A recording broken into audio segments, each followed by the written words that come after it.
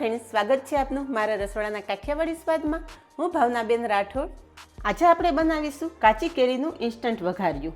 Friends, આ વઘારિયું બનાવવામાં માત્ર તમારે 5 થી 7 મિનિટનો સમય જોશે. બસ થોડી નાની નાની ટિપ્સ છે, આગળ વિડીયોમાં તમારી સાથે શેર કરેલી છે. તો ચાલો એક વખત બનાવી અને 2 મહિના સુધી એન્જોય કરી શકો ને એવું સ્પેશિયલ વઘારિયું બનાવીએ. ઇન્સ્ટન્ટ કાચી કેરીનું વઘારિયું બનાવવા માટે અહીંયા 1 નંગ કેરી લીધી છે. વજનમાં જોઈએ તો 250 ગ્રામ છે. અહીંયા કેરી એકદમ સરસ કડક અને તાજી લેવાની છે. કોઈ પણ અથાણું બનાવો, કેરી એકદમ ફ્રેશ લેવાની, જેથી તમારું અથાણું લાંબા સમય સુધી એકદમ સારું રહે. તો અહીંયા કેરીને આપણે પાછળનો ભાગ અલગ કરી અને છાલ ઉતારી લેશું. આ સિવાય પણ ફ્રેન્ડ્સ, મેં થોડા દિવસ પહેલાં જ તમારી સાથે કાચી કેરીની ઇન્સ્ટન્ટ ચટણીની રેસીપી શેર કરેલી છે, જે મારા બધા વ્યુઅર્સને ખૂબ જ પસંદ આવેલી છે. લિંક તમને ઉપર આઈ બટન પર મળી જશે. કેરીની છાલ ઉતારી લીધી છે. 2 ભાગ કરી અને જોઈએ તો અહીંયા તમે જુઓ કે એકદમ ફ્રેશ કેરી હોવાથી અંદરના ભાગમાં બિલકુલ પીળાશ નથી. આવી કેરી જ પસંદ કરવાની કોઈ પણ અથાણું બનાવો. તો ગોટલીનો ભાગ અલગ કરી લઈશું. અને અહીંયા તમે જુઓ કે અંદરનો ભાગ એકદમ કૂણો છે, એટલે અંદરનો ભાગ આપણે કાઢવાની બિલકુલ જરૂર નથી. જુઓ ફ્રેન્ડ્સ કે કેટલી મસ્ત કૂણી કેરી છે. આ રીતે ચીરો કરી અને મીડિયમ સાઇઝના ટુકડા કરી લેવાના છે. અહીંયા કેરીના મીડિયમ સાઇઝના ટુકડા કરી લીધા. સમારેલી કેરી સાઈડ પર રાખી દઈશું. અને આજે આપણે પેટને ઠંડક આપે એવું એકદમ ઇન્સ્ટન્ટ વઘારિયું બનાવવાનું છે. તો આ વઘારિયું તમે ગોળ કે ખાંડમાં પણ બનાવી શકો છો, પણ આજે આપણે સાકર સાથે આ વઘારિયું તૈયાર કરશું. તો 250 ગ્રામ કેરી સાથે મેં 250 ગ્રામ સાકર લીધેલી છે. આ રીતે તમે કણી સાકર પણ લઈ શકો છો અને મોટી સાકર પણ લઈ શકો છો. હવે આ સાકરને પીસી લેશું. તો મિક્સર જાર લીધેલો છે, સાકર બધી મિક્સર જારમાં ઉમેરી દઈશું. સાકર પીસી લેશું. તો અહીંયા સાકર પીસી લીધી છે. સાકર પીસાતા વધારે સમય નથી લાગતો, માત્ર 1 જ મિનિટમાં તમારી સાકર આ રીતે એકદમ સરસ પીસાઈ જશે. અહીંયા તમે જુઓ કે સાકરનો એકદમ સરસ પાવડર તૈયાર થઈ ગયો છે. હવે આગળની પ્રોસેસ ગેસ પર કરીએ.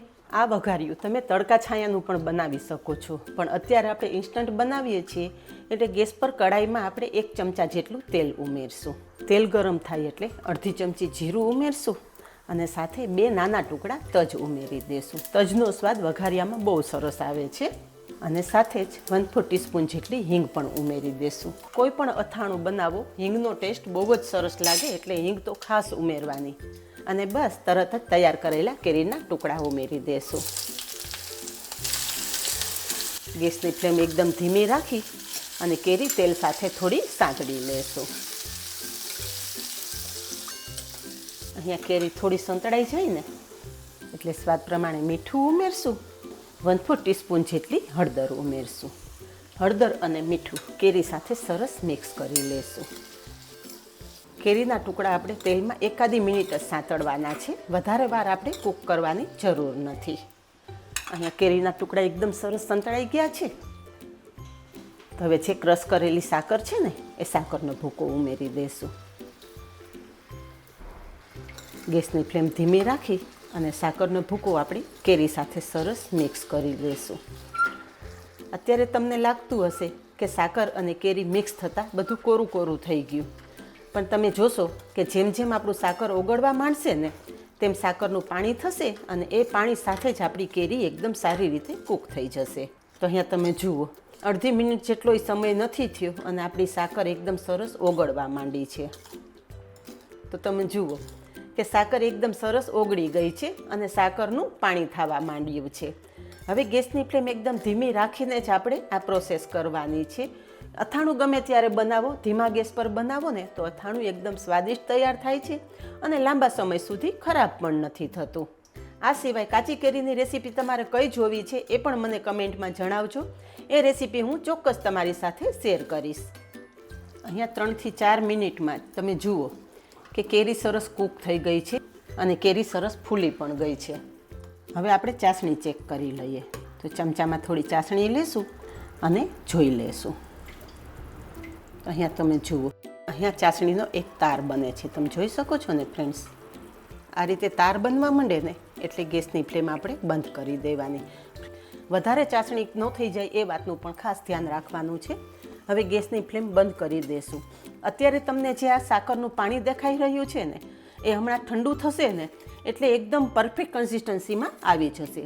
હવે આ વઘાર્યું ઠંડુ થવા દેશું, પછી આપણે બાકીના મસાલા ઉમેરશું. તો અહીં આપણું વઘાર્યું થોડું ઠંડુ થઈ ગયું છે. એકદમ સાવ ઠંડુ નથી કરી દેવાનું. તમે હાથેથી ટચ કરી શકો ને એટલી ચાસણી તમારી ઠંડી થયેલી હોવી જોઈએ.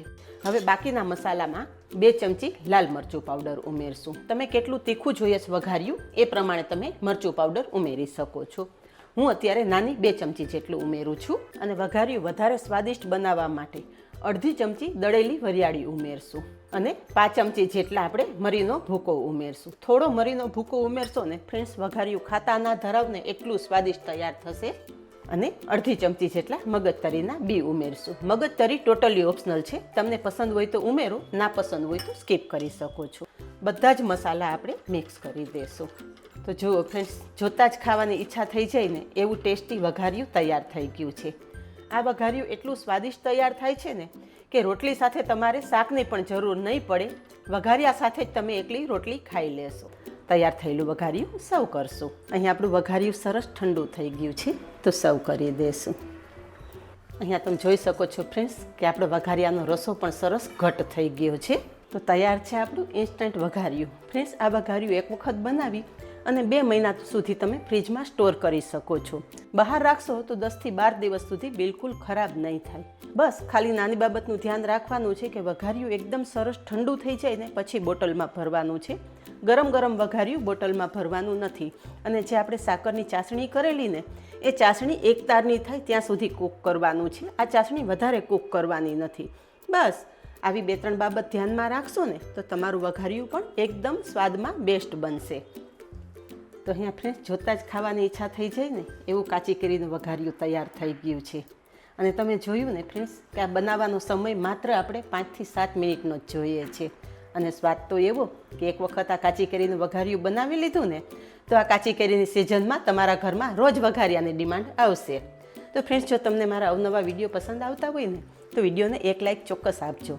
અને આવા જ નવા વિડીયો જોવા માટે ચેનલને સબસ્ક્રાઈબ કરી લેજો અને પાસે રહેલું બેલ પણ પ્રેસ કરી રાખજો, જેથી આવનારા બધા જ નવા વિડીયોની નોટિફિકેશન સૌથી પહેલાં આપને મળે. આજે બસ આટલું જ. મળીએ નેક્સ્ટ વિડીયોમાં. ત્યાં સુધી બાય. Thank you.